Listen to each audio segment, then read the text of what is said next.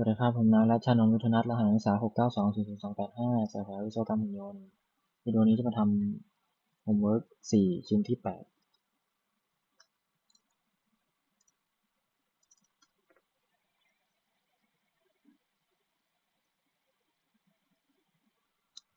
จะสเก็ตหน้าท็อปนะแล้วก็วาดสี่เหลี่ยมนี่แล้วก็กำหนดขนาดอันนี้เท่ากับ60คูณ60พิกเซลแล้วก็จะฟิลเลต15ที่มุมพิกเซลอย่างนี้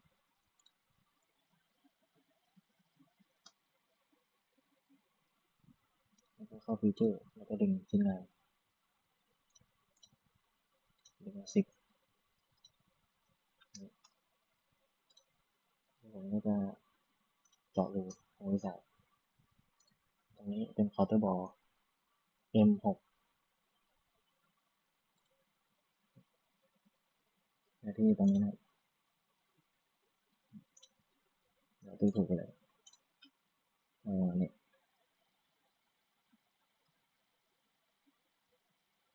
ต่อไปสเก็ตด้านนี้นะก็จะสเก็ตวงกลมขึ้นมาแล้วก็ให้เป็น vertical กับตรงกลางของชิ้นงานแล้วก็ใส่ขนาด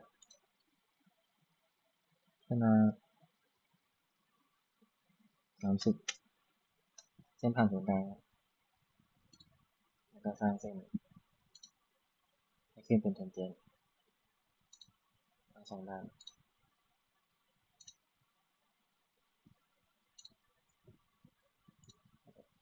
ทำปิดตรงนี้แล้วก็กำหนดความสูง40แล้วก็สร้างโพลีกอนห้าเหลี่ยมตรงกลางขนาดของวงกลมข้างใน15แล้วก็ตั้ง vertical ให้ขึ้น solidify แล้วก็เข้าฟีเจอร์ดึงนะชิ้นงานดึงนี้ออกมาก่อนไปด้านหลัง10มิลแล้วก็ดึงอีกรอบนึงเป็นดึงวงกลมตัวนี้มันก็จะเลือกดึง2ด้านด้านนี้ดึง5รวมแล้วก็จะเป็น15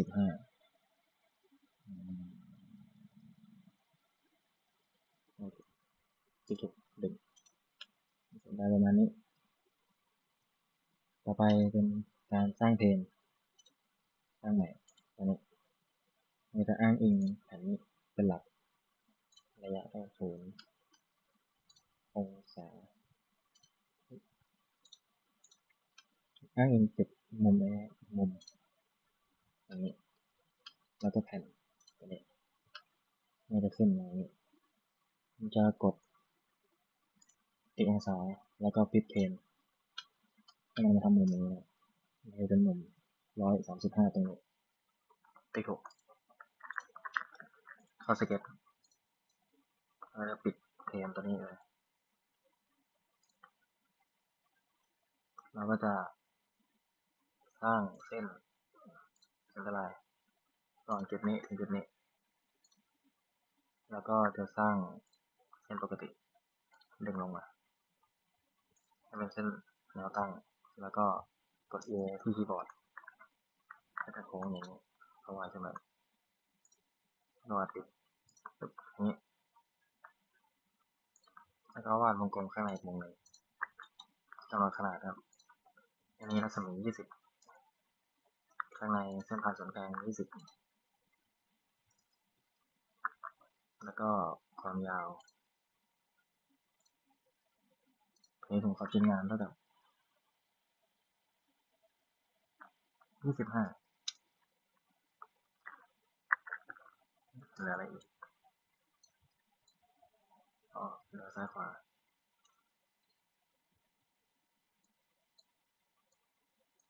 แล้วตั้งจุดตรงนี้กับตรงกลางวงกลมเป็น vertical ที่ถูกแล้วก็เข้าฟีเจอร์แล้วก็ดึงมาชิ้นงานแล้วก็ใช้หน้า mid plane ดึง10 มิลเถอะอะไรเงี้ย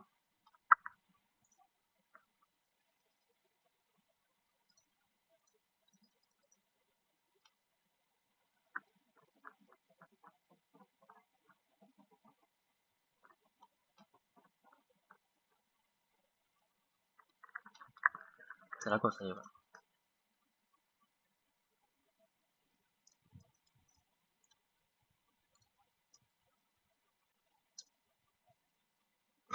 แล้วก็สร้าง drawing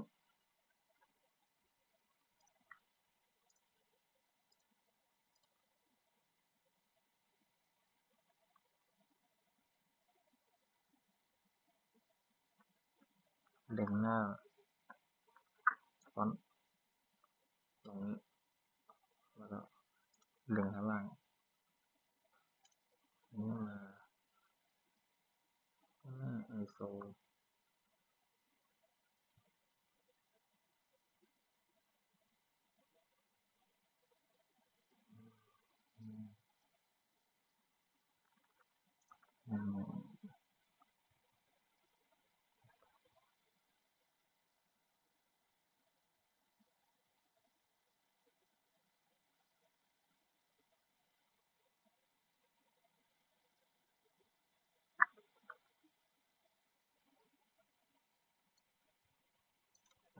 นี่เดี๋ยวไปข้างล่างมุมนี้ก็เปลี่ยนสเกลก็ได้1:1อันนี้เปลี่ยนเป็น108สเกลเป็น1:2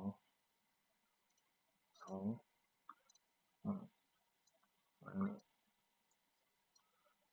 นี้ก็ขยับ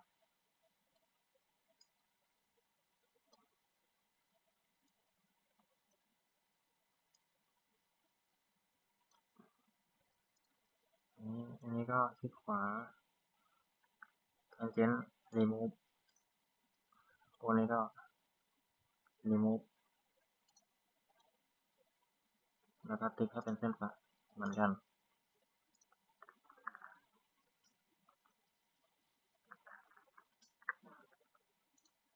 ต่อไป auxiliary view ติ๊กไว้อย่างนี้ตัวนี้ขึ้นมาประมาณนี้ตัดอันนี้ติ๊กถูก view A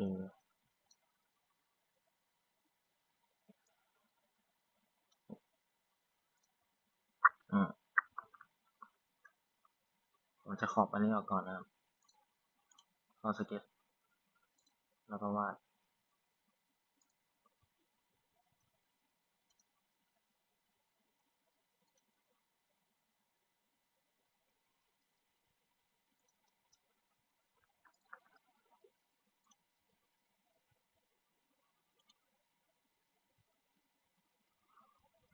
วาดกรอบสีเหลืองมาแล้วก็เข้าไปที่ขอบ view กดแล้วก็ตัด view ออกมา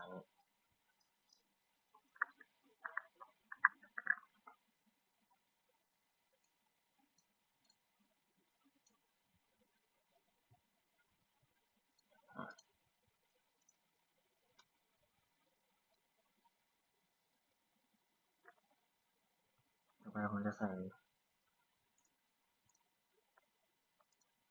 center mark ติดไว้อย่างนี้จุดที่1แล้วก็มีตรงนี้ตรงนี้ติดแล้วก็จะมีตรงนี้ติด นี่ก็ลากลงมา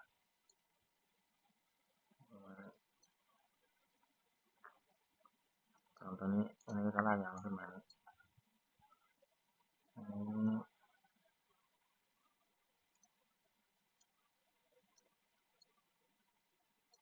นนี้ผมลบเลย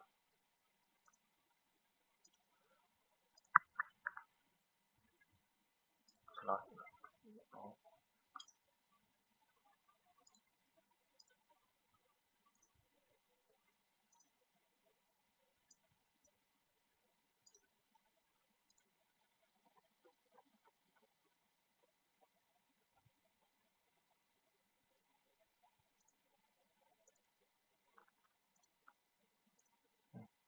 อันนี้ก็ได้วงข้างในแล้วก็ลากลงมาจะได้ไม่ลง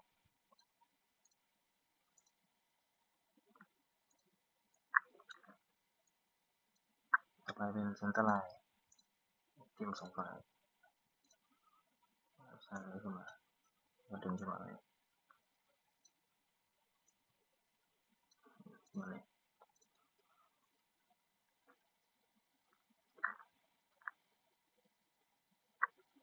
ไปกำหนดขนาด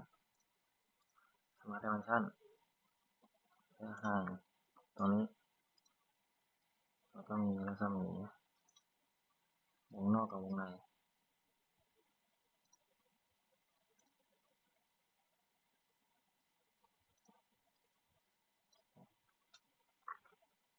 เลือกออกมาได้บ่อย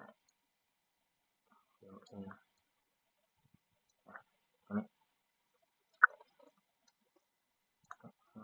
ขนาดต่อตรงนี้แล้วก็ความหนา2ตัวนี้แล้วก็เส้นนี้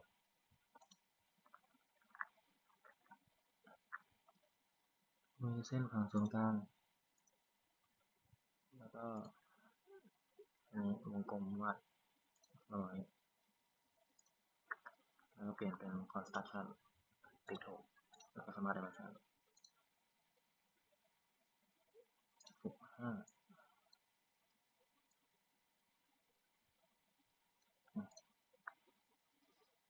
แล้วก็ความสูงของตัวนี้แล้วก็จะมีขนาดตรงนี้ตรงนี้แล้วตรงนี้แล้วตรงนี้ใส่เทคแปลว่า2 x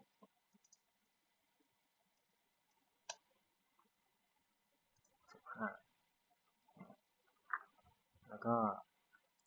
ไปที่Hold Call Out ติ๊กไปตรงวงกลมนี้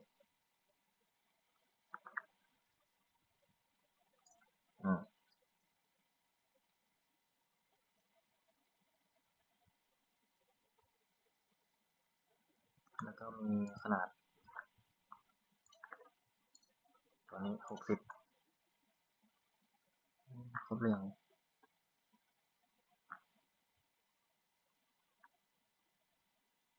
โอเคครบแล้วต่อไป Edit Sheet Format Sheet Format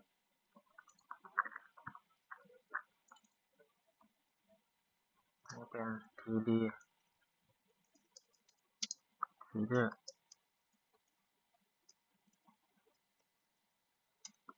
EX08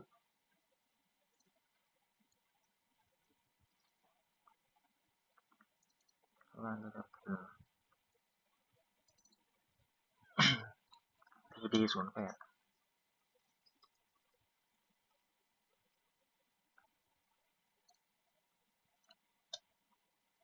แล้วสำหรับวิดีโอนี้ก็เป็นประมาณนี้